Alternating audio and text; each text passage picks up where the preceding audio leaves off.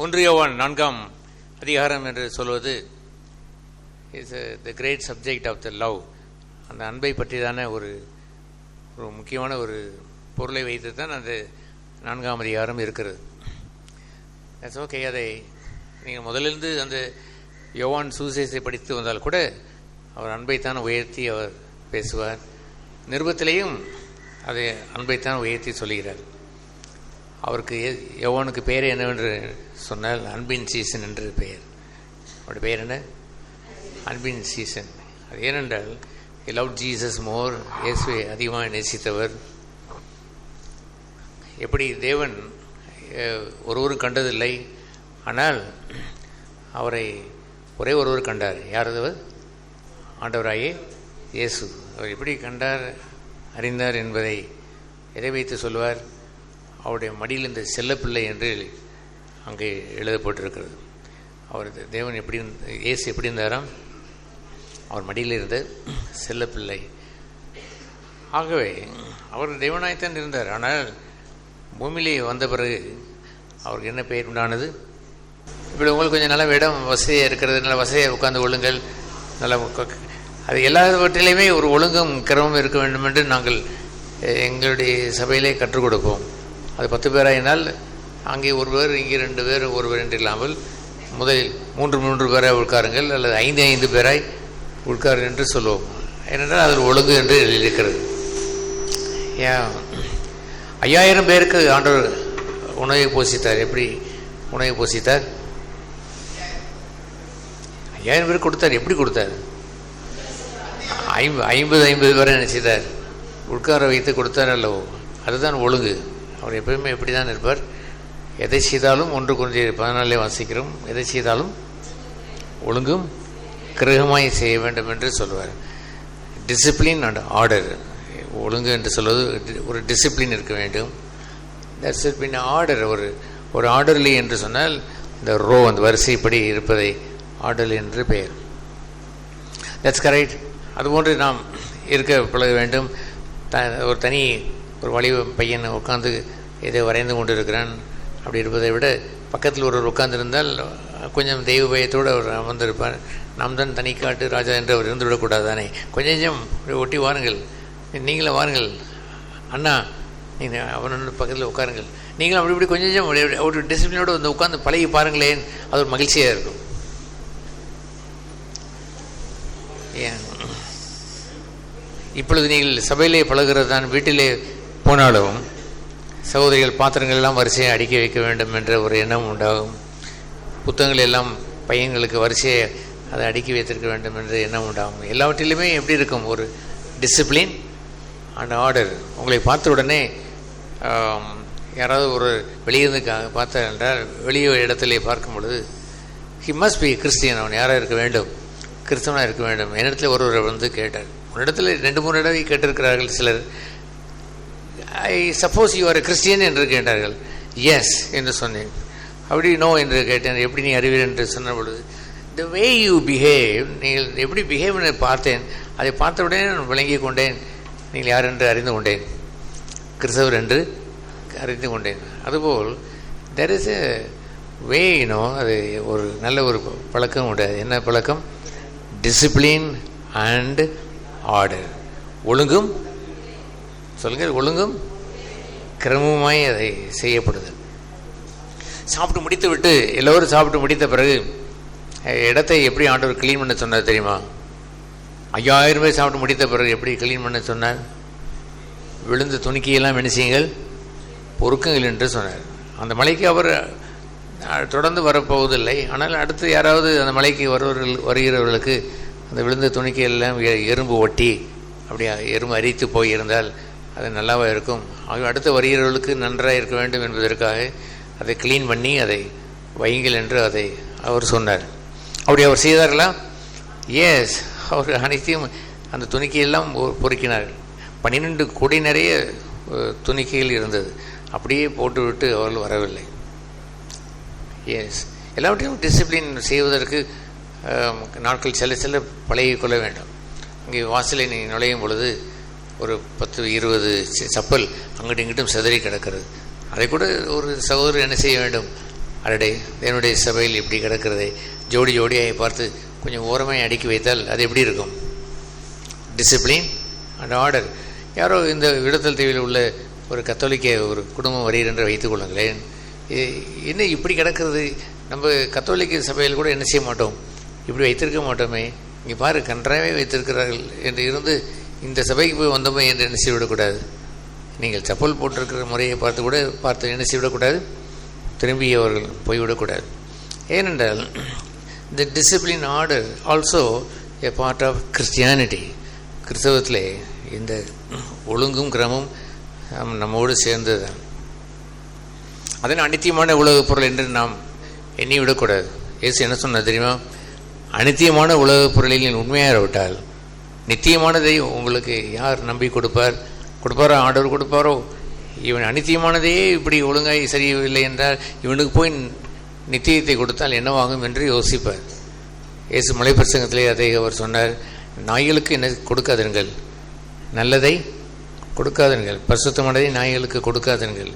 கொடுத்தால் அதை பிரி போட்டுவிடும்.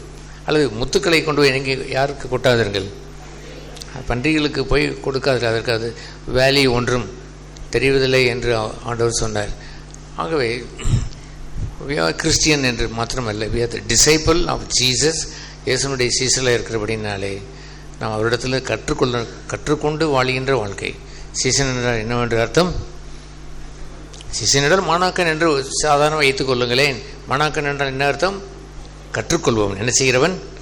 we must learn and develop that. அதை டெவலப் பண்ணி லேர்ன் பண்ணி ஓ நேற்று இதை செய்தேன் தப்பு, இப்படி இருக்கக்கூடாது என்று மாற்றிக்கொள்வது தான் டிசிப்ளின். அதே இப்படி நடப்பது ஒரு ஒழுங்கு அல்ல, இப்படி நடந்து கொண்டது கர்மமாக இல்லை, அதை சரி செய்து கொண்டு வாழ்வதுதான் டிசிப்ளின் என்று செய்ய வேண்டும். ஒரு நாள் வடிவான ஒரு சபையிலே நாம் ஒரு கட்டிடத்தில் உட்கார்ந்திருக்கிறோம் என்பது மட்டும் போதாது. அந்த கட்டிடத்தில் உட்கார்ந்திருக்கிறவர்களும் எப்படி இருக்க வேண்டும்? வடிவாய் நல்ல டிசிப்ளின் அண்ட் ஆர்டர் உடையவர்களாக இருக்க வேண்டும். சரி, ஒரு மனிதன் தன்னுடைய வீட்டையே சரி வைக்கவில்லை என்றால் தேவனுடைய வீட்டை சரியாக வைத்திருக்க மாட்டான் என்று எழுதியிருக்கிறது. அதுபோல உங்களுடைய வீட்டிலேயும் அந்த டிசிப்ளினை நாம் கற்றுக்கொண்டு அதை செயல்படுத்த வேண்டும். ஓகே, நாம் செய்திக்கு நேராக கடந்து வருவோம்.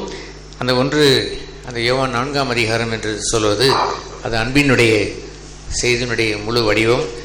அதை முதலாவது நாம் தியானித்த அந்த ஆரம்பிக்கிற அந்த பகுதியானது மாம்சத்திலே வந்த இயேசு கிறிஸ்து. இயேசு கிறிஸ்து எதில் வெளிப்பட்டார்? என்னுடைய மாம்சத்திலே வெளிப்பட்டு பாவத்தை ஜெயித்தார் என்பதுதான். இப்பொழுது எங்கே பாவம் ஜெயிக்கப்பட வேண்டும்? நாட் அவுட் சைடு, வெளியே அல்ல. எங்கே ஜெயிக்கப்பட வேண்டும்? இன்சைடு, உள்ளேயே கொல்லப்பட வேண்டும். ஆகவே இயேசுவின் பாவங்களுக்காக மரித்தது. he has to die outside, வெளியே தான் அவர் மரிக்க வேண்டியிருந்தது. பட் த லைஃப், அவரிடத்தில் இருந்த ஜீவன் என்று சொல்வது இன்வர்ட் கிராஸ், உள்ளே இருந்த சிலுவை. அந்த உள்ளே இருந்த சிலுவை தருவதுதான் ஜீவன். ஒருவன் என்னை பின்பற்றி வர வேண்டும் என்றால் நான் போகிற இடத்திற்கு நீங்களும் பரிசுத்த வாழ்க்கையை நீங்களும் வாழ வேண்டும் என்று சொன்னால் அவனவன் தன் சிலுவை எடுத்துக்கொண்டு என்னை பின்பற்ற கடவன் என்று சொன்னதெல்லாம் கல்வாரியில் அவர் தூக்கின அந்த பெரிய மர சிலுவை அவர் சொல்லவில்லை. தட் இஸ் இன்வர்ட், உள்ளான சிலுவை. ஆகவே உலகத்தில் உள்ளவனை காட்டிலும் உங்களில் இருக்கிறவர் பெரியவர் என்று சொல்லும் பொழுது தட் இன்வர்ட் கிராஸ், அந்த உள்ளான சிலுவை கிரியை நடப்பித்து அந்த மாம்சத்தையும் அந்த ஆசை இச்சையிலையும் என்ன செய்கிறது? சிலுவையிலே கொன்று அதை அறிந்து இயேசு ஜெயித்ததை போலவே நாம் ஜெயிக்க வேண்டும் என்று அந்த வாழ்க்கை தான் இயேசுவை பின்பற்றுகின்ற வாழ்க்கையிலே மிகவும் பிரதானம்.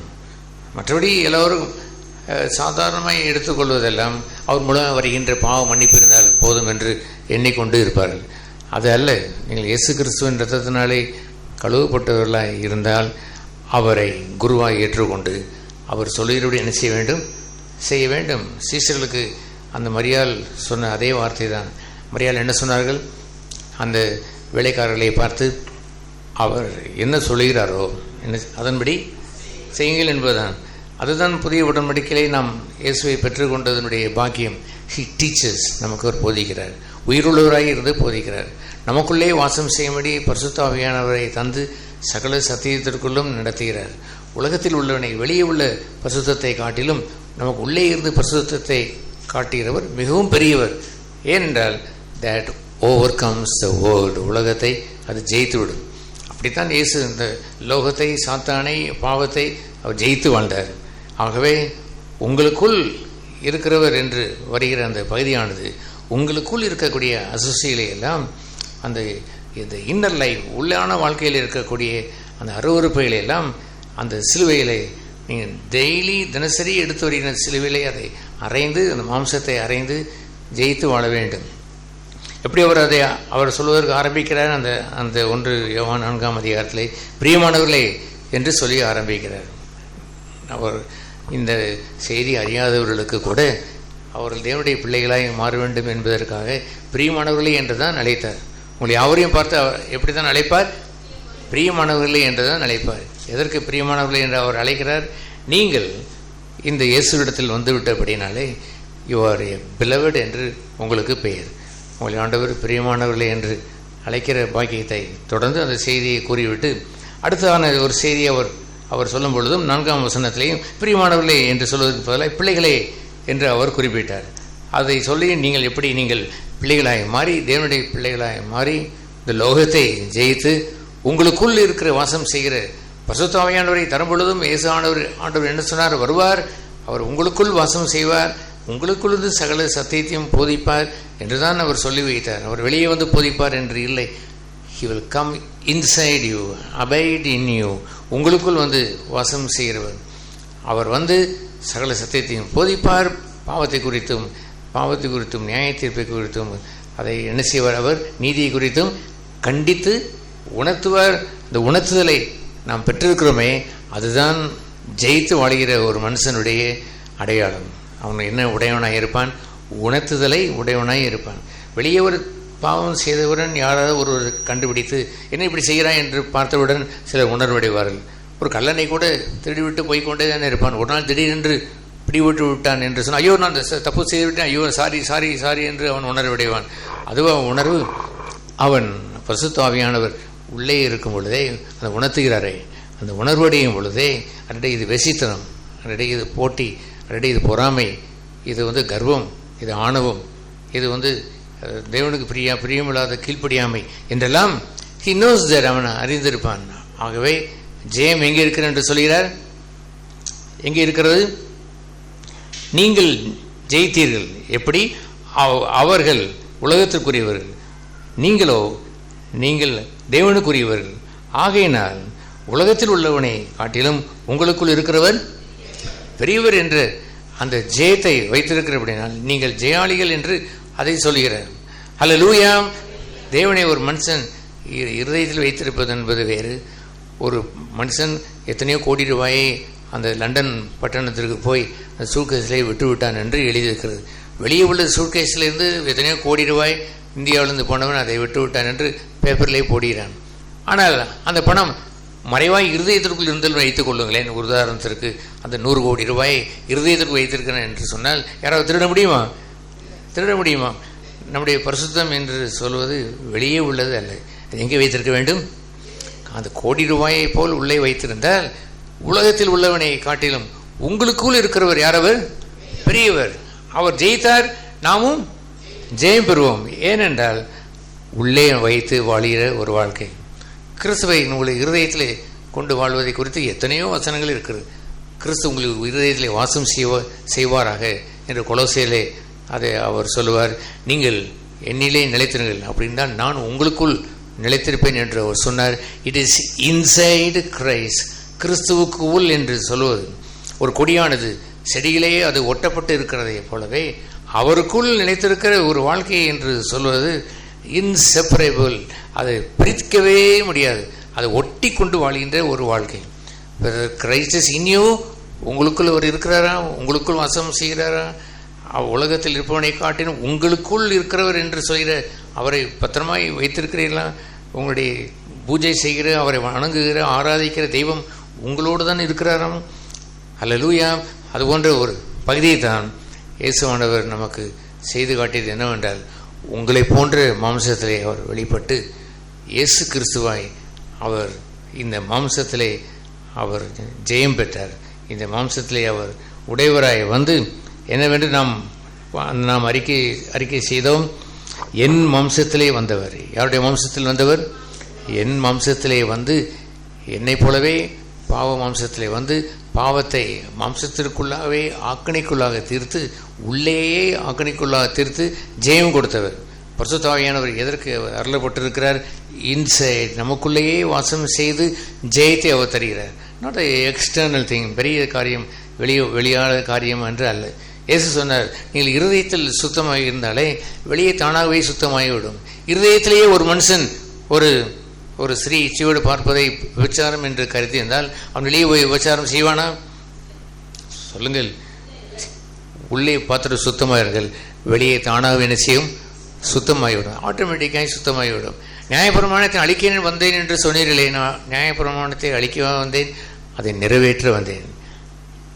விபச்சாரம் செய்யாதிருப்பாயா என்பது நியாயப்பிரமாணத்தின் நிறைவேற்றம் இல்லை.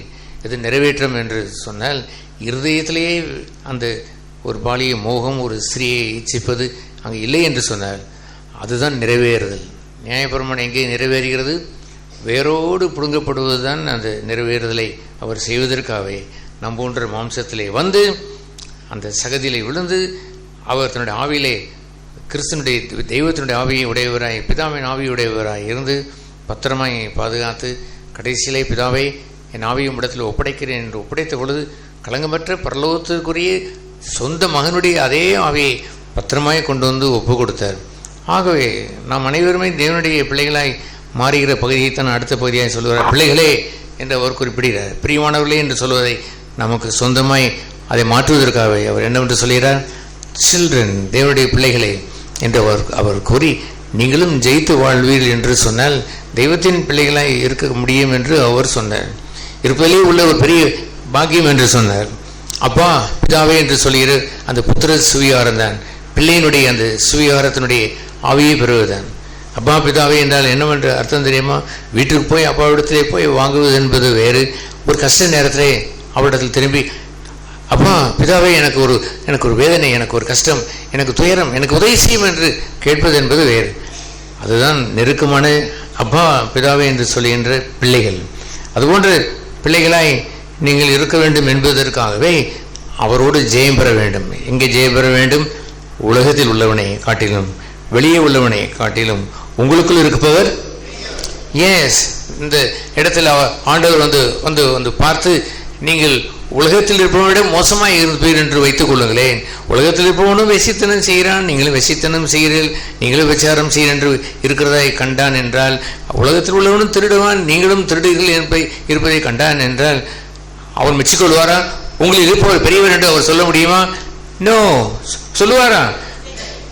எஸ், அவர் சொல்லவே முடியாது. ஏனென்று சொன்னால், you are not a dear children of God, தேவனுடைய பிரியமான பிள்ளைகளாய் மாறவில்லை.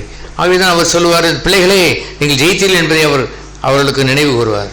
மீண்டும் அவர் எங்கே வருகிறார்? 7ஆம் வசனத்திலே பிரியமானவர்களே என்று மறுபடியும் ஆரம்பிக்கிறார். how he recalls, எப்படி அவர் பிரியமானவர்களே என்று கூப்பிடுகிறதை பார்த்தீங்களா? தேவனுடைய வார்த்தையை கேட்கிற யாராயிருந்தாலும் அவருடைய பிள்ளைகளாக இருக்கும் பொழுது தேவனுக்கு பிரியமானவர்கள் தான். இயேசுவை பார்த்து பிதாவானவர் சொன்னார், இதோ நேசகுமாரன் என்று பிள்ளை என்று அவர் சொன்னார், என்னுடைய மகன்தான். அடுத்து என்ன சொன்னார்?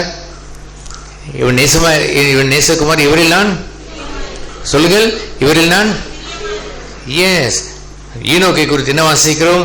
அவன் எடுத்துக்கொள்ளப்படுவதற்கு முன்பே தேவனை அவன் என்ன செய்தான்? பிரியப்படுத்தினான் என்று வாசிக்கிறோம். அவன் என்ன செய்தான்? ஈனோக்கு தேவனுக்கு பிரியமானவன் என்று எண்ணப்பட்டான். தேவனுக்கு பிரியமாய் அவன் வாழ்ந்தான். It's in wonderful. இந்த பூமியிலே அப்படி நீங்கள் தேவனுடைய பிள்ளையாகவும் அவரை பிரியப்படுத்தியவர்களாகவும் வாழ்வது மகிழ்ச்சியான வாழ்க்கையே இல்லையா? யாரையோ பிரியப்படுத்தி வாழ்வதற்காக என்னென்னமோ மனுஷன் செய்கிறான். அந்த நாளிலே அந்த ஏதோ ஊர்வலம் ஒன்று அந்த நடந்தது. யாரோ ஏதோ ஒரு சினிமாக்காரனுக்கு நடந்த பொழுது அவனை முண்டி அடித்து பார்க்குற ஒரு இடத்துல போய் உயிரையே கொடுத்து விட்டான், செத்து போய்விட்டான். ஒரு ஆள் இல்லை, 2 ஆள், எத்தனை பேர், நிறைய பேர் விழுந்து செத்தார்கள் என்று எழுதியிருக்கிறது. இவர்கள் என்ன அந்த அந்த அந்த நடிகனுக்கு பிரியமாய் அவர்கள் வாழ்ந்தார்கள். நடிகனே ஒரு நேசிக்கிறார்களாம், அப்படி போனார்கள் என்று இருக்கும் பொழுது நாம் நமக்காக உயிர் தந்த அந்த ஆண்டவரை அவரை பிரியப்படுத்தி வாழ்வது நம்முடைய கடமை அல்லவா? யாரையோ பிரியப்படுத்துவதற்கு ஒரு ஜனக்கூட்டம் செல்கிறது. நீங்கள் யாரையாவது பிரியப்படுத்த வேண்டும் என்று வாழ்கிற வாழ்க்கையை நாம் வாழ்கிறோம்? No, we want to please God. தேவனை பிரியப்படுத்துகிறோம். உங்களுடைய புருஷர்களை, மனைவிகளை உங்களுடைய சொந்த புருஷருக்கு கீழ்ப்படியில் என்று சொன்னால் இட் இஸ் காட், தேவன் கொடுத்த கட்டளை. ஆகவே அவரை பிரியப்படுத்துவதற்கு நான் கணவருக்கு நான் கீழ்ப்படிய வேண்டும். ஆபிரகாமுக்கு எப்படி அந்த சாராள் கீழ்ப்படிந்தால், ஆண்டவரே என்று சொல்லி கீழ்ப்படிந்தாள். ஆபிரகாமே ஆண்டவன் என்று கும்பிட்டு வாழவில்லை.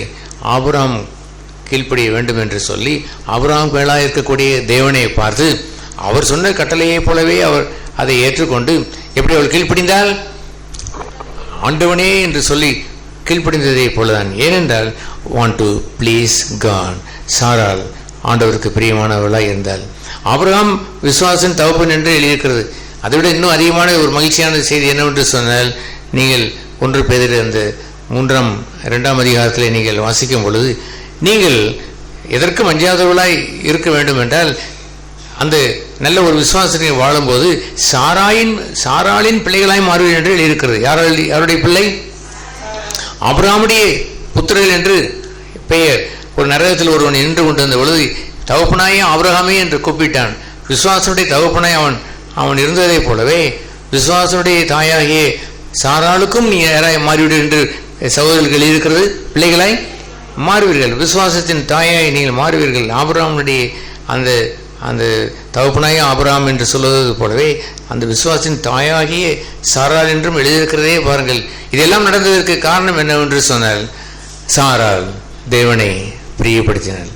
ஆபிரகாமை பிரியப்படுத்தினான் என்பதை விட தேவனை பிரியப்படுத்தி வாழுவதில் தான் ஒரு பெரிய ஆசீர்வாதம் இருக்குது. அதுதான் எப்பொழுதும் நிலைத்திருக்கும். இல்லை என்றால் கணவன் ஒரு நேரங்களில் ஒரு மாதிரி இருப்பான், இன்னொரு நேரங்களில் இன்னொரு மாதிரி இருப்பான். உடனே அவர்களுக்கு கீழ்ப்படியே மனது இருக்காது. அன்று கீழ்ப்படிந்தேன், இன்று கீழ்ப்படிய மாட்டேன் என்று சொல்லக்கூடிய இடத்திற்கு வந்துவிடும். அல்லது டிமாண்ட் பண்ணி நான் சொன்னதை செய்தால் நான் கீழ்ப்படிவேன் என்று கூட அவர்கள் சொல்கின்ற சில ஸ்திரீகளையும் நான் பார்த்திருக்கிறேன். ஆகவே நீங்கள் எப்பொழுதுமே யாராக இருந்திருக்க வேண்டும்? பிரியமானவர்களே என்று சொல்கிற அந்த வார்த்தையை தான் கேட்க வேண்டும். நான் வேதத்தை திறக்கும் பொழுதெல்லாம் அந்த வாட்ச்மேன் நீ சொல்வதை போல், இது எனக்கு காதல் புத்தகத்தை போல், அவர் என்னை பார்த்து என் பிரியமே என் ரூபவதி என்று உன்னத பாட்டில் சொல்வதை போல் ஒவ்வொரு வார்த்தைகளையும் அந்த அன்பை தொய்ந்து வருவதை நான் பார்ப்பது உண்டு. வேத வாக்கியங்கள் அத்தனையும் அன்பின் சொரூபியாய் அவர் வழங்கின வேத வாக்கியங்கள் என்று நான் கண்டேன் என்று அந்த வாட்ச்மேன் நீ அவர்கள், அந்த பிரியர் பக்தன், சீனா தேசத்தில் இருந்த ஒரு மிஷனரி பக்தன், அப்படி அவர் கூறினார். அல்லேலூயா, யூ லவ் காட். தேவனை அப்படி நேசிக்கிறீர்களா? நீங்கள் தேவனை அப்படி நேசிக்கிறீர்களா? நீங்கள் மாத்திரம் நேசிக்கவில்லை என்று அறிந்து கொள்ளுங்கள். God loves you more. தேவன் உங்களை அதிகமாக நேசிக்கிறார். ஆகவே இந்த 2வது பகுதியான அன்பு என்று சொல்கின்ற அந்த பகுதியிலே நாம் என்ன வாசிக்கிறோம்? 7ஆம் வசனத்திலே, பிரியமானவர்களே, ஒருவரில் ஒருவர் அன்பாயிருக்க கடவோம், ஏனெனில் அன்பு தேவனால் உண்டாயிருக்கிறது. அன்புள்ள அவனும் தேவனால் பிறந்து அவரை அறிந்திருக்கிறான். எஸ், அங்கே அவன் பிரியமானவர்களே ஒருவரில் அன்பாயிருக்க கடவோம் என்று சொல்லுவதெல்லாம் த லாஸ்ட் பார்ட், 3வது பகுதி தான். முதல் 2 பகுதி என்று சொல்வது ஒன்று இருந்தாலும் ஏன் கடைசியில் அவர் சொன்னார் என்று சொன்னால், ஒரு சேலஞ்சாகி அவர் சொன்னார், ஒரு சவாலாய் அதை குறிப்பிட்டார். ஒருவரில் ஒருவர் அன்பு கூறுவது என்று சொல்வது கிறிஸ்தவம் என்பதை இயேசுவானவரும் 2 பகுதியாக வைத்து சொன்னார். ஒன்று, தேவனாய கர்த்தரிடத்தில் என்ன செய்யுங்கள்? முழு இதயத்தோடும், முழு ஆன்மாவோடும், முழு மனதோடும், முழு பலனோடும் அன்பு கூறுங்கள். அதற்கு இணையான அடுத்த கற்பனை என்ன? உங்களை அன்பு கூறுவதை போலவே பிறரிடத்திலும் அன்பு கூறுங்கள். அல்லேலூயா. அது 2ஆய் அது பிரித்து இருந்தாலுமே கூட இங்கே அவர் அது 3 பகுதியாக பிரித்து வைத்து காண்பிப்பார். எது 3 பகுதி? முதல் பகுதி அடைய வேண்டிய 3வது பகுதி அவர் சொல்லிவிட்டு, ஒரு SSLC படிக்க போகிற ஒரு ஹைஸ்கூலில் நீங்கள் சேர்ந்து விட்டால், நீங்கள் 6ஆம் கிளாஸ்லேருந்து 7ஆம் கிளாஸ் ஒரு ஹைஸ்கூல் சேரும்பொழுது ஹைஸ்கூல் சேர்ந்து விட்டேன் என்று தான் சொல்லுவீர்கள், 7ஆம் கிளாஸ் சேர்ந்து விட்டேன் என்று சொல்லுவதில்லை. அதுபோல் SSLC பாஸ் பண்ணுவதற்காகத்தான் என்ன செய்திருக்கிறீர்கள்? அந்த 10th ஸ்டாண்டர்ட் பாஸ் பண்ணுவதற்கு தான் அந்த ஹைஸ்கூலிலே சேருகிறோம்.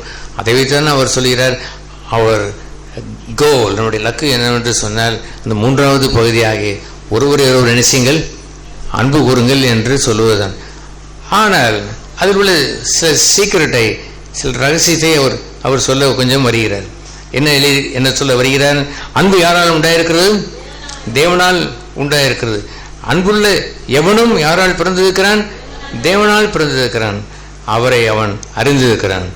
அது இந்த 16ஆம் வசனத்திலே நீங்கள் பார்க்கும் பொழுது, தேவன் நம்மேல் வைத்திருக்கிற அன்பை நாம் அறிந்து விசுவாசித்திருக்கிறோம். தேவன் அன்பாகவே இருக்கிறார் என்று அங்கேயும் அதை குறிப்பிட்டு அவர் சொல்லுவார். எதை அவர் சொல்லுவார்? எப்படி யோவான் 3ஆம் அதிகாரம் 16ஆம் வசனம் சொல்லுகிறதோ, தேவன் தன் ஒரே பேரான குமாரனை தந்தள்ளி இவ்வளவாய் உலகத்தில் அன்பு கொண்டார், நாம் கெட்டு போகாமல் எல்லோரும் நித்திய ஜீவனை அடையும்படி அவர் அருளப்பட்டு நமக்காக இந்த பூமியிலே தன் சொந்த ஜீவனையும் தந்தார் என்று அதே பகுதியைத்தான் இங்கே 16ஆம் வசனத்திலையும் அவர் சொல்கிறார். அதை சொல்லும் பொழுது ஒன்றை விளக்கி சொல்கிறார். என்ன சொல்கிறார்? தேவன் எப்படி இருக்கிறார்? அன்பாகவே இருக்கிறார். நம்மையில் வைத்திருக்கிற அன்பை நாம் அறிந்து விசுவாசித்திருக்கிறோம். That is important thing. நான் காலையில் கூட நான் அதை ஷேர் பண்ணும் பொழுது, தெய்வ அன்பை பெற்ற ஒரு மனுஷன் அவனை எப்பொழுதுமே எப்படி இருந்திருக்க மாட்டான்? தாழ்வு மனப்பான்மை கொண்டு இருக்க மாட்டான். நான் தேவனுடைய அன்பை பெற்றவன், நான் கெட்டுப்போம் நித்திய ஜீவனை அடைந்தவன், அவருடைய சொந்த பிள்ளை என்று பெயர் பெற்றவன் என்றவன் அவன் அடைந்திருக்கிறானே பாருங்கள். அது என்னவென்று அவர் சொல்கிறார்? அவருடைய அன்பை நாம் என்ன செய்கிறோம்? என்ன சொல்கிறோம்? வாசித்த வசனம் கேட்கிறீங்க. தேவன் நம்மில் வைத்திருக்கிற அன்பை நாம் அறிந்து விசுவாசிக்கிறோம். You believe that Jesus loves you more. உங்களை அதிகமாய் நேசிக்கிறார் என்பதை விசுவாசித்திருக்கிறீர்களா? அல்லேலூயா. நம்ம 2 செஷனை நடத்துவதற்கு காரணமே நடுவில் ஒரு டீ குடித்து விட்டு கொஞ்சம் ஃப்ரெஷ்ஷாக இருக்க வேண்டும் என்பதற்காக தான். டீ குடித்து விட்டு தூக்குச்சிறப்பாக இருப்பதற்கு அல்ல. Be alert. கொஞ்சம் உங்களை உதறிவிட்டு தூங்குகிறேன் நீ விழித்தல் என்று எழுதுவதை போல் கொஞ்சம் உதறிவிட்டு விழித்து பாருங்கள். எல்லாரும் கவனிக்கிறீர்களா? ஆகவே இங்கே உள்ள அன்பை என்னவென்று சொல்கிறார், அங்கே உள்ள அன்பை என்னவென்று சொல்கிறார்? யோவான் சுவிசேஷம் 3ஆம் அதிகாரம் 16ஆம் வசனத்திலே, தேவன் தன் ஒரே பேரான குமாரனை தந்தள்ளி நாம் கெட்டு போகாமல் நித்திய ஜீவனை நாம் பெறும்படி இவ்வளவாய் அன்பு கூர்ந்தார் என்று சொல்வது என்னவென்று சொல்கிறார்? Believe this love of God. இந்த தெய்வ அன்பை என்ன செய்யுங்கள்? நாம் அறிந்து விசுவாசித்திருக்கிறோம். அது ஏனென்றால் தேவன் எப்பொழுதும் அன்பாகவே இருக்கிறார். அவர் எப்படி இருக்கிறார்? அதை ஆங்கிலத்தில் காட் இஸ் லவ் என்று எழுதியிருக்கிறது. அவருடைய பெயரே என்னவென்று சொன்னால், வாட் இஸ் யுவர் நேம் என்று கேட்டால், உங்களுடைய ஃபாதர்ஸ் நேமை கேட்கிறோம். உங்களுடைய ஃபாதர் நேம் என்று, my father name is Jacob என்று சொல்வது போல், what is God's name? God is love. My father name is God is love. My father is, இவருடைய பெயரை சொல்வதை போல் உங்கள் தேவன் யார்? உங்களுடைய தேவனுடைய பெயர் என்ன? God is love. தேவன் எப்படி இருக்கிறார்? அன்பாகவே இருக்கிறார். அவருடைய நாமம் என்று சொல்வதிலே முக்கியமான ஒரு சிகரமான பகுதி என்னவென்று சொன்னால், காட் இஸ் லவ். தேவன் எப்படி தான் இருக்கிறார்? அன்பாகவே இருக்கிறார். திடீரென்று கோபப்பட்டு விட்டார், திடீரென்று என்னை எரிச்சல் அடைந்து விட்டார், தேவன் என்னை திடீரென்று தள்ளி வைத்து விட்டார், அவர் என்னை தள்ளி விட்டதனால் தான் இந்த காய்ச்சல் வந்து விட்டது, அது என்னை தள்ளி விட்டதனால் தான் எனக்கு அது கிடைக்கவில்லை, இது கிடைக்கவில்லை என்றெல்லாம் சொல்கிறார்களே பாருங்கள். they don't believe the love of God. தேவனுடைய அன்பை அவர்கள் நம்புவதில்லை. you believe that? இயேசுவுடைய அன்பை நீங்கள் நம்புகிறீர்களா? விசுவாசிக்கிறீர்களா? எஸ். அப்படி நாம் இருப்பதற்கு அவர் என்ன சொல்லுவார்? அந்த 19ஆம் வசனத்திலே, அவர் முந்தி நம்மிடத்தில் அன்பு கூர்ந்தபடினால் நாமும் அவரிடத்திலே அன்பு கூறுகிறோம். முதலாவது அன்பு கூர்ந்தது யார்? முந்தி என்று சொல்வது he first என்று ஆங்கிலத்தில் எழுதியிருக்கிறது. he first loved us. முதலாவது நம்ம அன்பு கூர்ந்தது யார்? not you. நீங்கள் அன்பு கூறவில்லை. யார் அன்பு கூர்ந்தார்? நீங்கள் தேவனை தேடி போகவில்லை. யார் உங்களை தேடி வந்தார்? தேவன் உங்களை தேடி வந்தார். அந்த பாடல், ஒரு பாடல் நாம் படிப்போமே பாருங்கள். தேனினி மயிலும் இயேசுவின் நாமம் திவ்ய மதுரமாமே, அதை தேடியே நாடி ஓடிய வருவாய் தினமும் நீ மனமே. தேனினி மயிலும் இயேசுவின் நாமம் திவ்ய மதுரமாமே. இந்த அடிதான் முக்கியம். பாவியை மீட்க தாவியை உயிரை தானே ஈந்தவராம். எப்படி வந்தாராம்? பாவியை மீட்க தாவியை உயிரை தானே ஈந்தவராம். தினம் மேவியம் கருணை உன்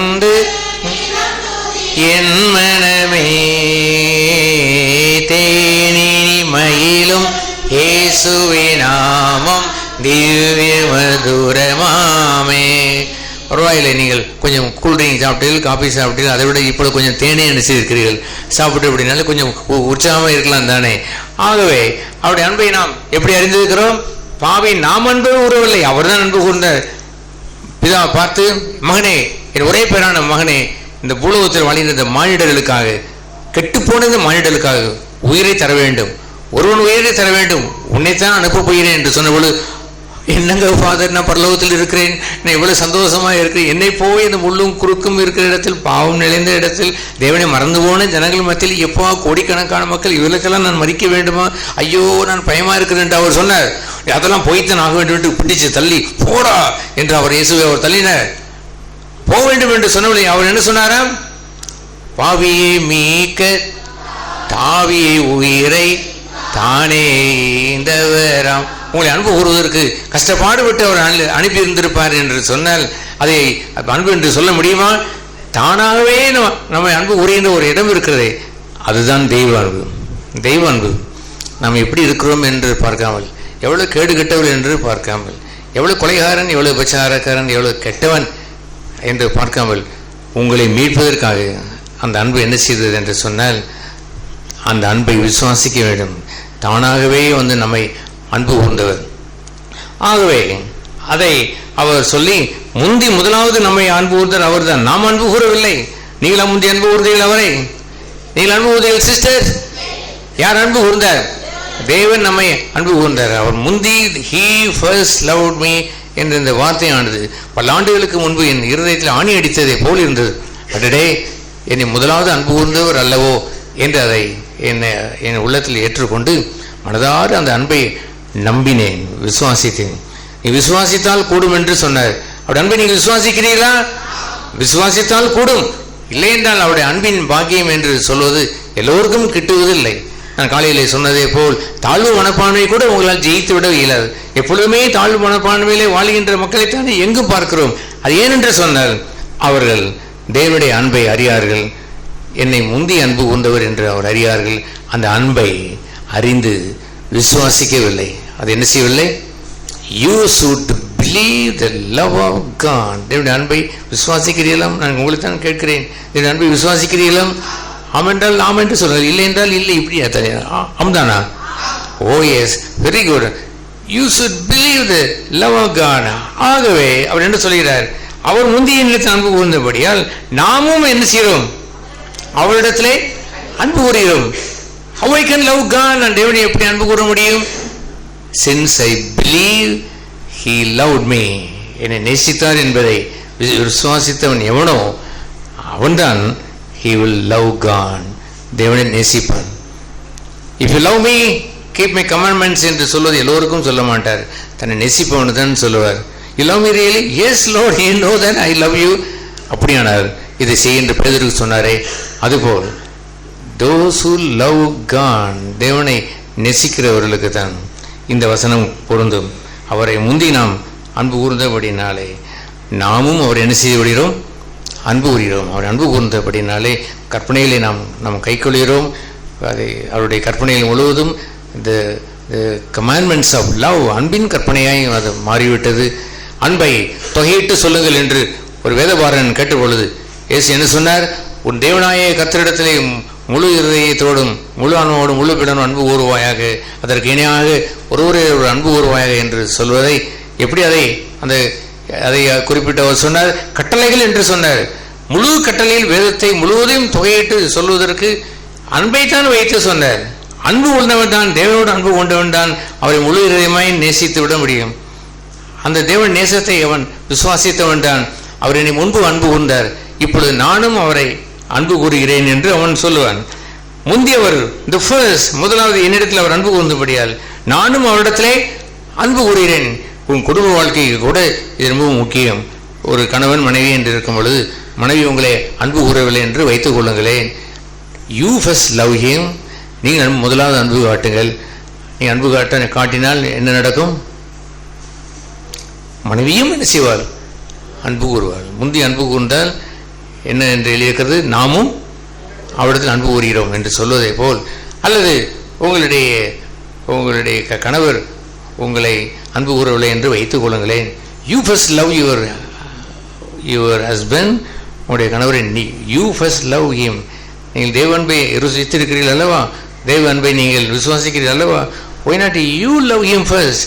தேவன் உள்ளத்தில் வந்து தேவ அன்பை ஊற்றியிருப்பார் என்று சொன்னால் அவரே போலவே யூ லவ் யுவர் ஹஸ்பண்ட். தோ he is not love you. உங்களை அன்பு கூறாத ஒரு கணவனாக இருந்தால், வெசித்தனம் கூட செய்துவிட்டு வருவேனா இருந்தாலுமே கூட லவ் ஹிம். நாம் விரோதிகளாய் பாவிகளாய் இருந்தபோது நம்மை நேசித்தாரே, அந்த நேசத்திற்கு உரியவர்களாய் நீங்கள் இருந்தீர்கள் என்று சொன்னார். Who has to love first? யார் முதலாவது அன்பு கூற வேண்டும்? சொல்லுங்கள். இப்பொழுதுதான் தேன் குடித்தோம், அதற்குள்ளே ஏன் மறந்து விட்டீர்கள்? யார் முதல்ல அன்பு கூற வேண்டும்? யூ. நீங்கள் தான் அன்பு கூற வேண்டும். அன்பை ருசித்தவன் தான் முதலாவது அன்பு கூற வேண்டும். I have read so many இந்த என்ன சொல்றது, அந்த சுயசரிதை எழுதின புத்தகங்கள் நிறைய நான் படித்திருக்கிறேன். என் 10th ஸ்டாண்டர்ட்லேருந்தே வாங்கி படித்து ஏராளம் படித்தது உண்டு. அந்த படித்ததில் 2 நபர்கள் மிக முக்கியமானவர்கள். ஒன்று ஜான் வெஸ்லி. ஜான் வெஸ்லியினுடைய மனைவி கணவனை மதிக்கவே மாட்டாள். அவளை துப்புவாள், முட்டை வைத்து எறிவாள், அழுகுன முட்டை வைத்து எறிவாள். அந்த நீண்ட கூந்தலை பிடித்து தரதரென்று இழுத்து கொண்டு வருவாள். தன்னுடைய ஊழியர்களோடு சேர்ந்திருக்கும் பொழுது அவமரியாதை அவள் பேசுவாள். ஒரு கூட்டத்தில் கூட எழுந்திருந்து ஜான் வெஸ்லி 10,000 பேர் கூடியிருந்த ஒரு கூட்டத்திலே, அல்ல 10,000 20,000 பேர் கூடியிருந்த ஒரு பெரிய இங்கிலாந்து அந்த கூட்டத்திலே என் மீது அநேகம் குற்றச்சாட்டுகளை சொல்லியிருக்கிறார்கள். ஆகிலும் என் குருநாதருக்கு ஏற்பட்ட குற்றச்சாட்டை எண்ணி பார்த்து அதையெல்லாம் நான் சகித்து பொறுமையாக இருந்திருக்கிறேன். எனக்கு ஒரே ஒரு குற்றச்சாட்டு தான் வரவில்லை, எல்லா குற்றச்சாட்டுகளையும் என்னை பற்றி பேசியிருக்கிறார்கள். அது என்ன குற்றச்சாட்டு என்றால், நான் விபச்சாரக்காரன் என்று தான் குற்றஞ்சாட்டவில்லை என்று அவர் சொன்னாரோ இல்லையோ, கூட்டத்தில் முன்னால் இருந்த அந்த அவருடைய மனைவி எழுந்து நின்று ஜான் வெஸ்லி என்று சத்தமாக போட்டார்கள். எல்லோரும் அங்கே திரும்பி பார்த்தார்கள். மனைவி நின்று கொண்டிருக்கிறார். யூ ஆர் அன் அடல்டரர், நீ ஒரு விபச்சாரக்காரன் என்று சொல்கிறார். அது ஒரு பெரிய கதை. அது அவருக்கு நிறைய லெட்டர் வரும். அந்த லெட்டரில் பெண்களும் சகோதரிமார்களும் எழுதுவார்கள். தன்னுடைய குடும்ப பிரச்சனை என்ன எழுதும் பொழுது அதையெல்லாம் பதில் எழுதும் பொழுது அதெல்லாம் பார்த்துவிட்டு இந்த அம்மையார் தன்னுடைய கணவரை மோசமாக ஏற்கனவே அன்பு கூற மாட்டார்கள், இன்னும் மோசமாய் பெண்களுக்கெல்லாம் இவர் ஆண்டவர் பற்றி எழுதுகிறேன் என்று சொல்வதெல்லாம் பொய்யா இருக்கக்கூடும் என்று அவர் எண்ணிக்கொண்டார்கள். அதை வைத்து அவள் சொல்லுகிறாள், ஹீ இஸ் அன் அடல்டரர் என்று அவள் சொன்னார். ஜான் வெஸ்லி என்ன செய்தார் தெரியுமா? ஹி வாஸ் குவைட், அமைதியாக இருந்தார். ஒரு நிமிடம் அமைதியாக இருந்து விட்டு ஹி கண்டினியூட் த மெசேஜ், தொடர்ச்சியாக செய்தி ஆரம்பித்தார். ஆகவே ஹூ ஃபர்ஸ்ட் லவ்டு? யார் முதலாவது அன்பு கூர்ந்தார்? வெஸ்லியா, வெஸ்லி மனைவியா? சொல்லுங்களேயா. வெஸ்லி அன்பு கூர்ந்தார். யார் அந்த வெஸ்லியுடைய மனைவி? she is a sinner. அவள் பாவி. அவள் தன் கணவனை மதிக்காதவள், கணவனை அடிக்கிறவள், கணவனை துப்பினவள், அவளை குற்றஞ்சாட்டினவள். அன்பு கூர்ந்தார். there is another one, இன்னொரு இருக்கிறார். அவருக்கு மேடம் குயான் என்று பெயர். அந்த அம்மையாருடைய புத்தகம் 400 பக்கம் கொண்ட சுயசரிதையை நான் டிரான்ஸ்லேட் பண்ணி முடித்து விட்டேன். ஒரு நேரம் வரும்பொழுது அதையெல்லாம் கம்பைல் பண்ணி அதை பப்ளிஷ் பண்ண வேண்டும் என்று காத்திருக்கிறோம். மேடம் குயான் அம்மையார் எழுதின ஜெபத்தில் தேவனை ருசிப்பது எப்படி என்ற புத்தகத்தை படித்திருக்கிறீர்களா? உங்களுக்கு எல்லாரும் வந்திருக்கிறதா? வாங்கவில்லையா? பிரதர்ஸ் வாங்கியிருக்கீங்களா? வாங்கவில்லை? ஓ, ஒருவர் தான் சொல்கிறார். எல்லாம் வாங்கியிருக்கீங்களா? எல்லாரும் கொடுங்கள். கொடுத்துருக்கீங்களா பிரதர்? ஓ, கண்டிப்பாக வாங்குங்கள். வாங்கி தயவுசெய்து படிங்கள். அதெல்லாம் அற்புதமான புத்தகம். வாழ்ந்த பரிசுத்தவாட்டி என்று அவளுடைய கரையை நிறைய பேசலாம், நமக்கு நேரமில்லை. ஆனால் அந்த மேடம் குயான் அம்மையாருடைய இங்கே வித்தியாசம் நடந்தது என்னவென்று சொன்னால், கணவன் மகா துரோகியாக இருந்தவன். மேடம் குயான் அம்மையார் பிரெஞ்சு நாட்டிலிருந்து ஒரு இளவரச பரம்பரையிலிருந்து வந்தவர். அந்த கணவனும் ஒரு பெரிய ஒரு தொழில் அதிபர் தான்.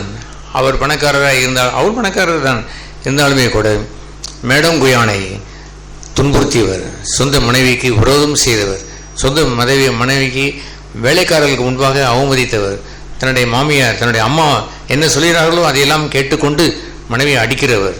அப்படிலாம் இருந்த அந்த கணவர் இருக்கிற நேரத்தில் ஹூ ஃபர்ஸ்ட் லவ்டு? யார் முதலாக அன்பு வந்தால் தெரியுமா? Madam Guyon loved.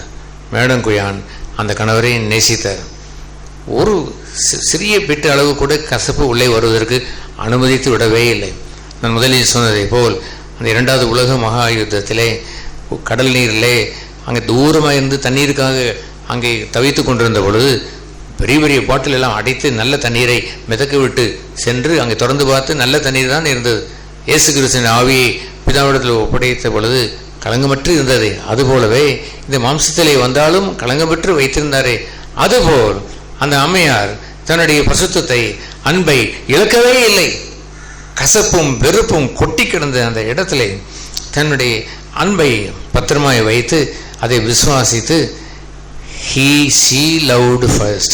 அவள் முதலாவது அன்பு கூர்ந்தார். ஜான் வெஸ்லி மனைவி இடத்துல யார் முதலாவது அன்பு கூர்ந்தார்? John Wesley first loved. இங்கே மேடம் கயான் கணவன் என்று வரும்பொழுது யார் முதலாவது அன்பு கூர்ந்தார்? மேடம் கயான் அன்பு கூர்ந்தார். ஆகவே ஒரு சிலர் இங்கே ஜான் வெஸ்லியாக இருக்கலாம், ஒரு சிலர் இங்கே ஒரு மேடம் கயானாக இருக்கலாம். உங்களுக்கு ஒருவர் தான் நேசிக்கிறது என்று வந்தால் who should love first? யார் முதல்ல அன்பு கூற வேண்டும்? ஏனென்றால் நாங்கள் அவருடைய அன்பை அறிந்து விசுவாசித்திருக்கிறோம். என்ன செய்திருக்கிறோம்? அறிந்து விசுவாசித்திருக்கிறோம். எதை அறிந்திருக்கிறோம்? He first loved me. அவர் முந்தி என்னை என்ன செய்தார்? முதலாவது அன்பு கூர்ந்தார். That is the important thing. இதை யார் அன்பு கூறுவது என்று இருக்கும் பொழுது you should all the time the first. I should be the first. Lord, what can I do now? இதை என்ன செய்யலாம்? ஒரு உதவி என்று இருக்கிறது, இதை என்ன செய்யலாம் என்று இருக்கும் பொழுது if there is nobody, I should be going the first. முதலாவது நான் சென்றிருந்திருக்க வேண்டும். ஒரு 4 பேர் சென்றிருந்தால் அவரோடு சேர்ந்து 5வது பேரை நாம் சென்றிருந்திருக்க வேண்டும். We should be the God's love. தேவனுடைய அன்பாக இருக்க வேண்டும். தேவன் அன்பாகவே இருக்கிறார் என்று சொல்வதை இப்பொழுது நாம் யாராய் மாற வேண்டும்? நான் மேடங்குயான் அன்பாகவே இருந்தார். He first loved us. He first loved the husband. அங்கே ஜான் வெஸ்லி பார்க்கும் பொழுது அவர் அன்பாகவே இருந்தார். அன்பாக இருப்பார், அன்பாக என்றோ இருந்தார், இனிமேல் இருப்பார் என்றெல்லாம் கிடையாது. அன்பாகவே எப்போதும் இருக்கிறார். அவருடைய நாமத்திற்கு பேர் ஐ ஆம் தட் ஐ ஆம் என்று சொன்ன அர்த்தம் என்று தெரியுமா? இலக்கணத்தின்படி இருக்கிறவராகவே இருக்கிறேன் என்பதன் அது நிகழ்காலம், கடந்த காலம் எல்லாத்தையும் உள்ளடக்கி all the times remaining, எப்போதும் இருப்பதுதான். ஹல்லேலூயா. சூரியனை யார் என்று கேட்டால் ஐ ஆம் தட் ஐ ஆம், நான் சூரியன் என்று சொல்வதை போல் காலங்கள் எல்லாம் யோகமாய் நான் வந்து கொண்டிருக்கிற சூரியன் என்பதை போலவே all the times sunshine, எப்பொழுதும் அந்த சூரிய வெளிச்சத்தை பிரகாசிக்கிறவர்களாய் இருக்க வேண்டும் என்று சொல்வது யார் என்று தெரியுமா? those who believe, அவரை அறிந்து அவருடைய அன்பை அறிந்து விசுவாசித்தவர்கள். என்ன செய்தவர்கள்? அவருடைய அன்பை அறிந்து விசுவாசித்தவர்கள். அவருடைய அன்பின் அகலம், நீளம், ஆழம், உயரம், அளவற்ற அளவில்லா அந்த அன்பை அறிந்து விசுவாசித்தவர்கள். ஒரு பாடல் மாத்திரம், அந்த பாடலை படிக்கும்போது அப்படி ஒரு பரவசம். ஓ எல்லை இல்லாத தேவ அன்பே, ஓ எல்லை இல்லாத தேவ அன்பே. கடலை வீசினால் எப்படி இருக்கும்? ஓ என்று இருப்பதை போல் அளக்க முடியாத அந்த கடலையை போல் ஓ வர வேண்டும். ஓ என்று சொல்லக்கூடாது. ஓ என்னுடைய சபையில் அப்படி சொல்லிக் கொடுத்தேன், அப்படி பாடுங்கள் என்று சொல்லிக் கொடுத்தேன். அப்படித்தான் அவர்கள் பாடுவார்கள். நீங்கள் படிப்பார்கள். ஓ எல்லை இல்லாத தேவ அன்பே. இன்னொரு பாடுகள். ஓ எல்லை இல்லாத தேவ அன்பே. அந்த எல்லை இல்லாத அன்பை என்ன செய்திருக்க வேண்டும்? அன்பிற்கு ஒரு எல்லை உண்டடா, எவ்வளவுதான் அன்பு கூறுவான், பொறுத்து பார்த்தேன் விளக்கமாறு எடுத்தேன் என்று எடுக்கிறானே பாருகின்ற உலகத்தான். அவன் தெய்வ அன்பை கற்றவனா? என்னால் இவ்வளவுதான் முடியும் என்று சொல்வது தெய்வ அன்பா? நோ, தெய்வ அன்பிற்கு என்ன இல்லை? அன்பின் அகலம், நீளம், ஆழம், உயரம் என்று இல்லை, எல்லையில்லாத தெய்வ அன்பு. நாங்கள் ஒரு ஃப்ளைட்டில் இங்கே வரும்பொழுது கூட கீழே நான் ஜோனாவுக்கு காண்பித்து பார்த்தியா, கடற்கரை ஓரத்தை பாருங்கள், அதையெல்லாம் கடந்து வருகிறது. அதற்கு ஒரு கரை இருக்கிறது. இதுக்கு என்ன இல்லை? கரையில்லாத அன்பு. ஆழம், நீளம், உலகத்தை அளக்கவே முடியாது. இதை அளந்து விடலாம். இந்த வங்காள விரிகுடாவில் உள்ள இந்த பகுதியை இத்தனை மைல் ஸ்கொயர் ஃபீட் என்று அளந்து விடலாம். அவருடைய அன்பை என்ன செய்ய முடியாதாம்? அளக்க முடியாத அன்பு என்று இருக்கிறது. எல்லையில்லாத அன்பை வைத்துக் கொண்டு எனக்கு எல்லையை எப்படி நீங்கள் போட முடியும்? I cannot love this person more. இவ்வளவுதான் முடியும். இதற்குமே அன்பு கூற முடியாது என்று எப்படி அவன் சொல்ல முடியும்? ஆகவே If you tasted the love of God, தேவன் அன்பை நீ ருசி பார்த்திருந்தால், என்ன ருசி பார்த்திருப்பீர்கள்? He first loved me. அவர் என்ன செய்தார்? முதலாவது அன்பு கூர்ந்தார். அவர் எதை விசுவாசித்து அவர் முந்தி நம்மிடத்தில் அன்பு கூர்ந்தார் என்று அறிந்து இப்போ நாம் என்ன செய்கிறோம்? நாமும் அவரிடத்திலே அன்பு கூறுகிறோம். ஹல்லேலூயா. ஒரு அற்புதமான ஒரு வசனம் ஒன்று உண்டு. ரோமர் 8:28 எல்லோருக்கும் தெரியும். அந்த வசனம் என்ன? அன்றியுடைய தீர்மானத்தின்படி அவரிடத்திலே அன்பு உரியவர்களுக்கு சகலமும். அது மிக முக்கியமான ஒரு வசனம். என்ன தெரியுமா? முக்கியமான வார்த்தை சொல்லுங்க. நீங்கள் சொல்லுங்க ஏதாவது ஒரு முக்கியமான வார்த்தை. நம்ம சொன்னபடியால் சொல்லிவிட சரிதான். அவரிடத்தில் அன்பு கூறியவர்களுக்கு, அவரிடத்தில் அன்பு கூறியவர்களுக்கு, அவரை நேசிக்கிற அந்த இருதயம் வருகிறதே, ஹல்லேலூயா. அது ஒருதலை காதலாய் இருந்துவிடக்கூடாது. உங்களுக்காக அன்பு கூர்ந்து தன்னையே ஒப்பு கொடுத்து அந்த ஆண்டவர் என்று சொல்லிவிட்டு எங்கே கொண்டே இருப்பார், நீங்கள் அவரிடத்தில் வரவில்லை என்று வைத்துக் கொள்ளுங்களேன். அது என்ன காதலாய் மாறிவிடும்? ஒருதலை காதலாய் மாறிவிடும். எங்கள் மதுரையில் ஒருவர் ஒரு சலூன் கடைக்கு போயிருந்தேன். அவர் எங்கே பார்த்தாலும் ஒரு படம், ஒரே படம் தான் போட்டது. என்ன சார் இப்படி படம்? சார் அது அந்த அம்மையார், அந்த ஒரு சினேகா என்ற நடிகை என்று. சரி சார், நாலா பக்கமும் அதே அந்த அம்மாவை போட்டிருக்கு, என்ன விஷயம் என்று கேட்டேன். அவள் என் ரசிகை என்று சொன்னான். அவன் வயது 60 வயது இருக்கும் என்று எண்ணுகிறேன். உங்களுக்கு ரசிகா என்று நான் அவரை சிரிக்காமல் தான் நான் போய் பார்த்தேன். ஆமாம் சார், என் ரசிகை. அப்படியா? உடனே அவர்கள் ஃபோனை வாங்கி, ஸ்னேகா ஃபோனை வாங்கி ஃபோன் பண்ணி, ஸ்னேகா அம்மையாரே, இந்த கருப்பன் என்று இருக்கக்கூடிய சலூன் கடைக்காரர் உங்களை ஒரு ரசிகன், உங்களை அன்பு கூறினேன் என்று சொல்கிறார் என்று கேட்டால், கருப்பனா? எந்த கருப்பன்? தூக்கி குப்பையில் ஓடுங்கள், நான் எவனையும் அன்பு கூறுவேன் என்று தான் அந்த ஸ்னேகா அம்மையார் அந்த சொல்லுவார்கள். நான் யோசித்து பார்த்தேன். அப்படித்தான் அநேகர் ஒருதலை காதலை வாங்கிக் கொள்கிறார்கள். God loves me, என்னை ரட்சித்தார், that's very good, hallelujah என்று சொல்லிக் கொள்வார்கள். அவர் முந்தி என்னை அன்பு கூர்ந்தார் என்பதை அறிந்தவர்கள் மாத்திரம்தான் அவர் என்ன செய்வார்கள்? அன்பு கூறுவார்கள். ஹல்லேலூயா. உங்கள் வாழ்க்கையிலே ஒரு நாள் உங்களுடைய முந்தி அன்பு கூர்ந்த கணவர் இங்கே இருக்கும் பொழுது ரொம்ப வருஷம் கழித்து ஒரு அதிர்ச்சி ஏற்பட்டுவிடும். எப்பொழுது பார்த்தாலும் முந்தி அன்பு கூறுவது யார் தான்? என் கணவர் தான் என்று அதை நம்பி உங்களிடத்தில் வந்து மன்னிப்பு கேட்டு பல வருடங்கள் கழித்து ஒப்புரவாய்ந்தால் மகிழ்ச்சி தானே? அல்லது உங்களுடைய மனைவி வந்து பார்த்து, என்னை எப்பொழுது பார்த்தாலும் முந்தி அன்பு கூறுகிறவர் என் கணவன் தான் என்று திரும்பி வந்து, கணவனே, நான் இவ்வளவு ஆளும் நான் உங்களை அன்பு கூறாததுக்கு நான் வருந்துகிறேன். என்னை எப்பொழுதும் ஃபர்ஸ்ட் லவ் அன்பு கூர்ந்தபடினால் நானும் உங்களை என்ன செய்கிறேன்? இப்பொழுது அன்பு கூறுகிறேன். ஹல்லேலூயா. அப்படி இருந்து விட்டால் சபையிலே ஒரு கணவன் சுமாராக இருக்கிறான் என்ற பெயரோ, மனைவி சுமாராக இருக்கிறாள் என்ற பெயரோ வருவதே இல்லை. அது என்ன செய்வது சார்? அந்த மனைவியெல்லாம் கெட்ட மனைவி என்று சொல்லுவதோ, அது என்ன செய்வது? இந்த கணவன் கெட்ட கணவன் என்று சொல்லுவதோ இல்லை. அன்பு கூறுவதற்கு எத்தனை நாள் போதும்? ஒருவன் இருக்க வேண்டும், ஒருத்தி இருக்க வேண்டும். அவள் யாரா இருக்க வேண்டும்? அவள் யாரா இருக்க வேண்டும்? முந்தி அன்பு கூறியவளாக இருக்க வேண்டும். என்ன செய்ய வேண்டும்? First love him, first loved God. அவர் நம்மை முந்தி அன்பு கூர்ந்ததை, அவர் தெய்வத்தினுடைய அன்பை நமக்கு விளங்க பண்ணினபடினாலே, we also should love our husband, love our wife, love our brother, love our sister. யார் முதலாக அன்பு கூறுவது என்று தேடி பார்க்க கூடாது.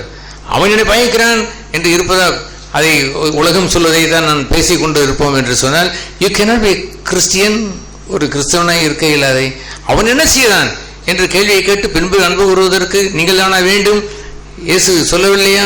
நீங்கள் கொடுக்கிறவர்களுக்கே நீங்கள் கொடுத்தால் அதுக்கு என்ன இல்லை?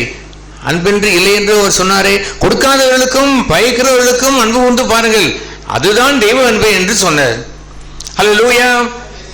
ஆகவே அந்த அற்புதமான அந்த வார்த்தை என்னவென்று சொன்னால், ரோமர் 8:28 அந்த வசனத்திலே சொல்லப்பட்ட முக்கியமான அண்டர்லைன் பண்ண வேண்டியதெல்லாம், சகலமும் நன்மைக்காக நடக்கும், சகலமும் நன்மைக்காக நடக்கும்.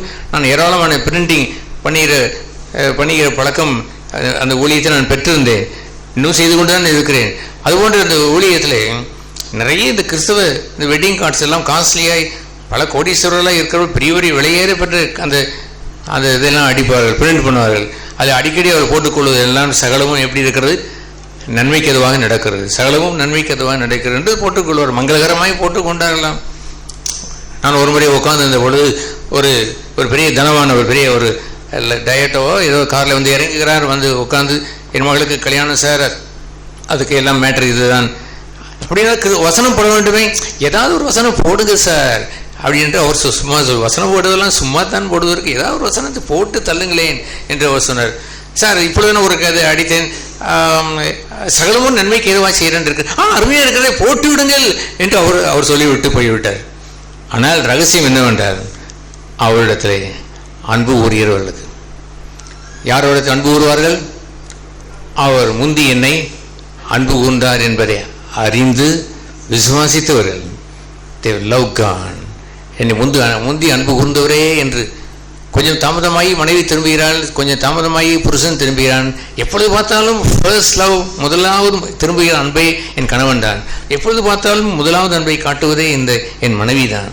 எப்பொழுது பார்த்தாலும் முதலாவது அன்பு காட்டுபவனே இந்த சகோதரன், இந்த சகோதரி என்று இருக்கும் என்று சொன்னால் ஹல்லேலூயா. அது போன்ற ஒரு சபை சகோதரத்துவம் நிறைந்த சபையாக இருக்கும் அல்லவா? அந்த சபையில் எவ்வளவு மகிழ்ச்சி இருக்கக்கூடும். ஒரு புதிய ஒரு ஆத்மா வரும்பொழுது நான் சொல்வேன், அன்பு கூறுகின்ற நீங்கள் தங்களுக்குரியவளையே அன்பு கூறுவது அன்பு இல்லை என்றும் எழுதியிருக்கிறதே. ஒரு அஞ்ஞானி சபைக்கு வந்தால் அவளை சிலர் விசாரிப்பது இல்லை, அன்பு கூறுவது இல்லை. What is this? நீங்களாகவே பேசிக்கொண்டு விடத்தில் தீவு ஜனங்களாகவே சுற்றி கொண்டு இருப்பதை சரிதானா? யாரோ ஒரு யாழ்ப்பாணத்திலிருந்து வருகிறார், யாரோ ஒரு கொழும்பிலிருந்து வருகிறார் என்று சொன்னால் யூ சுட் சரௌண்ட் ஹிம். அவனை அன்பு கூர்ந்து அவரை நேசித்து போனவர் வரவில்லையே, ஏன் வந்திருக்கிறீர்கள், என்ன விஷயம், நன்றாக இருக்கிறீர்களா என்று கேட்டு பராமரிப்பது இல்லையே. ஏன் என்று சொன்னால் முந்தி அன்பு கூறுகின்ற அந்த ஆண்டவரை அன்பை பெறவில்லை என்றுதான் அர்த்தம். ஊற்றுக்கண் அவர்தான். காட் இஸ் லவ், அன்பாகவே இருக்கிறார் என்ற அந்த பகுதியிலே நீங்கள் ஏன் வர வேண்டாமா? நாம் எல்லோருமே உங்களுடைய பெயரும் தேவனை போலவே அவரை போலவே மை நேம் இஸ் லவ் என்று மாற வேண்டாமா? காட் இஸ் லவ் என்று இருப்பதை போல் உங்களுடைய பெயரும் மை நேம் இஸ் லவ் என்று இருக்க வேண்டும். மை என்ற இடத்தில் உங்கள் பெயரை போட்டுக்கொள்ளுங்கள். நான் போட்டுக்கொள்கிறேன், மகிழ்ச்சியாக போட்டுக்கொள்கிறேன். Ratnakumar name is love. உலக அன்பு அல்ல, லோகத்தினுடைய குப்பையான நீ கொடுத்தால் நான் கொடுப்பேன் என்று இருக்கிற அந்த அன்பு அல்ல. அந்த அன்பு தெய்வ அன்பு. தெய்வ அன்பை பெற்றவன் தேவனை அவன் நேசிப்பான். அவருடைய வாழ்க்கையிலே சகலமும் நன்மைக்கு எதுவாய் செய்து முடிப்பார். சகலமும் என்றால் சகலம் தான். எவ்வளவு தீமைகள் நடந்தாலும், எத்தனை தான் அது முடியாது என்பதை போல் காரியங்கள் இருந்தாலும், எத்தனை புயல் வந்தாலும் அவரில் அன்பு கூறுவர்களுக்கு சகலமும் நன்மைக்கு எதுவாய் நடக்கும். ஊற்றுக்கண் வேண்டும். இந்த ஊற்றுக்கண் தேவனை அன்பு கூறுகிறார் என்பதை அறிந்து என்ன செய்திருக்க வேண்டும்? சொல்லுங்கள், விசுவாசித்திருக்க வேண்டும்.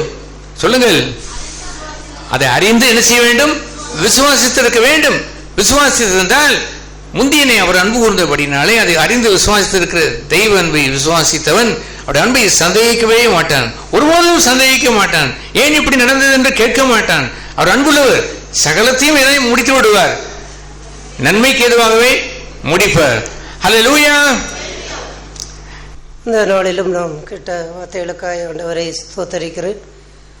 அவர் முந்தி நம்மிடத்திலே அன்பு கூர்ந்தபடியினால் அதை நாம் விசுவாசித்து நாமும் அவரில் அன்பு கூறுகின்றோம். அந்த முந்தி அவர் என்னிலே அன்பு கூர்ந்தார் என்ற அந்த வார்த்தை, அதில் நாம் எப்படி இருந்தேன், என்னுடைய வாழ்வு எப்படி இருந்தது, நாம் எந்த நிலைமையில் இருந்தோம், அப்பேற்பட்ட பாவியாக இருந்தோம். அந்த பாவத்தினுடைய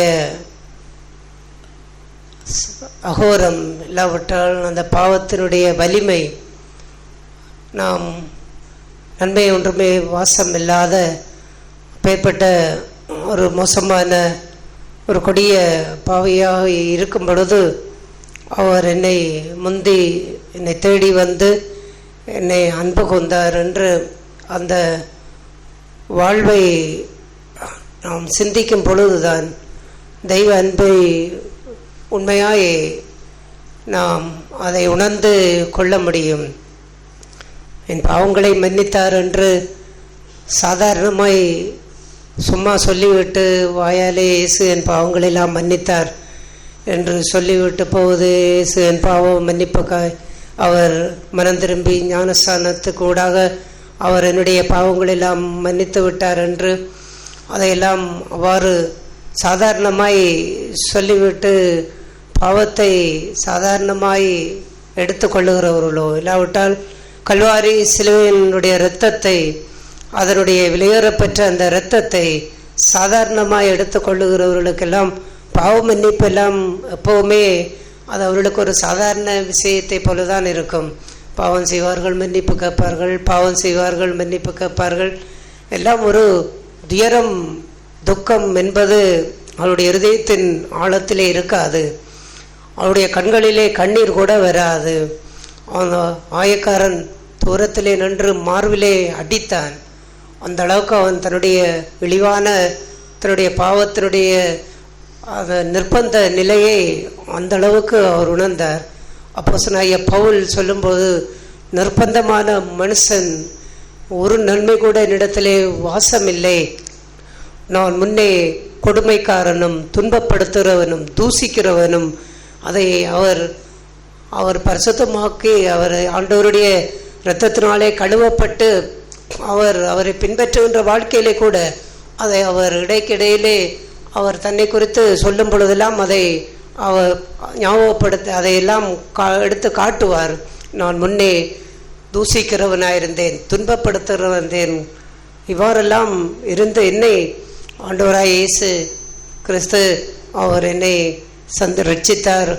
அந்த அளவுக்கு அந்த பாவத்தை சாதாரணமாய் எடுக்கின்ற எந்த ஒரு விசுவாசினுடைய வாழ்க்கையிலும் தெய்வத்தினுடைய அன்பை அவர் முந்தி என்னிலே அன்பு கொண்டார் என்ற அந்த அன்பின் ஆழம், அகலம், அப்போஸ்தலனாகிய பவுல் சொல்வதை போல் அறிவு கட்டாத அந்த அன்பை யார் அளந்து கொள்ள முடியும், அறிந்து கொள்ள முடியும்?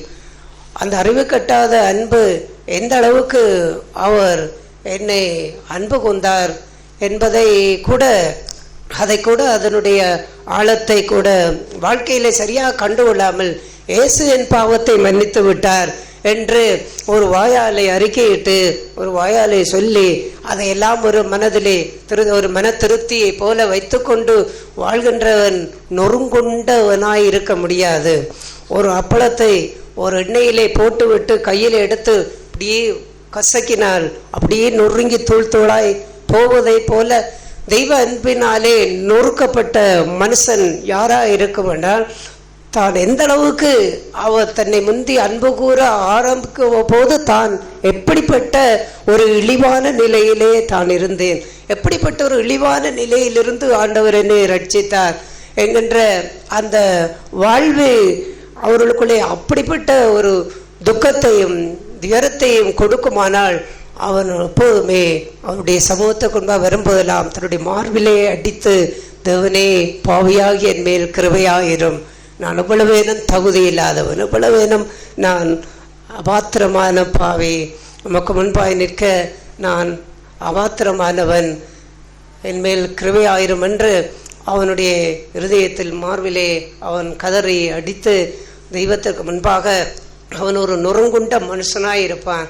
அப்படிப்பட்டவனுக்கு கர்த்தருடைய சமூகம் பேரின்பமாயிருக்கும், பேரானந்தமாயிருக்கும்.